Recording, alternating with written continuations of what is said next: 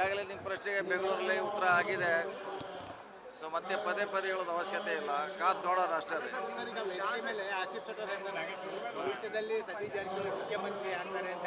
ಹೇಳೋ ಬಹುಶಃ ಈಗ ಅಲ್ಲ, ನಾಳೆ ಅಲ್ಲ, ಬಹುಶಃ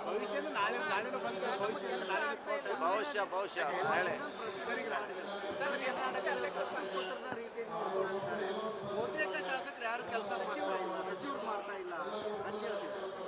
ನೋಡಿ, ಒಂದು ಕಡೆ ಆಗುತ್ತೆ, ಒಂದು ಕಡೆ ಆಗೋಲ್ಲ, ಎರಡೂ ಆಗಿದೆ. ಕೆಲವು ಆಗಿಲ್ಲ ಒಪ್ಕೊಳ್ತೀವಿ, ಆಗಿದ್ದು ಕೂಡ ಇದೆ, ಭಾಳಷ್ಟು ಇದೆ. ಈಗ ಉದಾಹರಣೆ ಬಸ್ ಕೊಟ್ಟಿದ್ದಾರೆ, ಸಿಟಿಗೆ ಕೂಡ 100 ಕೊಡ್ತಾ ಇದ್ದಾರೆ. ದೊಡ್ಡ ಸಂಖ್ಯೆ ಅದು, ಒಂದ್ಸಲ ಲೇಟ್ ಆಗುತ್ತೆ.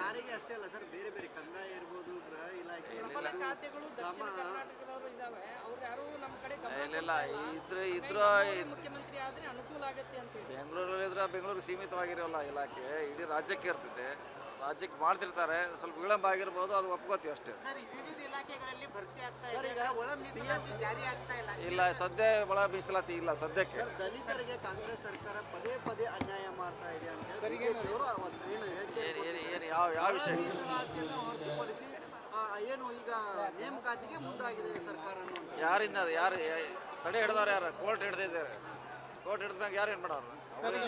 ಮುಂದಾಯಿತು ಅನ್ನೋದು ಅವ್ರು ಏನು ಮಾಡ್ಬೇಕು ಆಗೋಲ್ಲ. ನ್ಯಾಯಾಲಯದಾಗ ತಡೆಯಾದ ಇರೋದ್ರಿಂದ ನಾವು ತಡೆ ಹಿಡಲೇಬೇಕಾಗಿದೆ, ಹಿಡಿದಿದ್ವಿ. ಮುಂದದು ಅಂತಿಮ ಆದೇಶ ಬರಲಿ, ಬಂದ್ಮ್ಯಾಗ ಏನು ಮಾಡ್ಬೇಕು ನೋಡೋಣ. ಮುಖ್ಯಮಂತ್ರಿ ಕುರ್ಚಿ ವಿವಾದ ಏನೋ ಅಂತ್ಯ ಆಗಿದ್ದು? ಇಲ್ಲ ಪದೇ ಪದೇ ಕುರ್ಚಿ ಇದೆ. ಇಲ್ಲ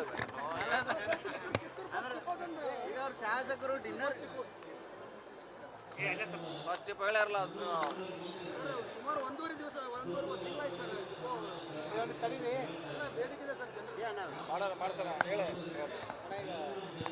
ರಾಜ್ಯಾದ್ಯಂತ ಎಲ್ಲ ಓಡಾಡ್ತಾ ಇದ್ದಾರೆ, ಎಲ್ಲ ಕಡೆ ಕೂಡ ಸಂಘಟನೆ ಜೊತೆಗೆ ಎಲ್ಲ ಶಾಸಕರು ಕೂಡ ತಮ್ಮನ್ನ ಒಪ್ಕೋತಾರೆ.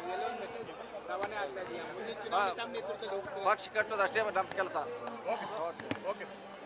ಏನು ಸರ್, ಏನಾರ ಆಶ್ವಾಸನೆ ಸಿಗ್ತದೆ? ಹಳೇದ ಡೆಲ್ಲಿಗೆ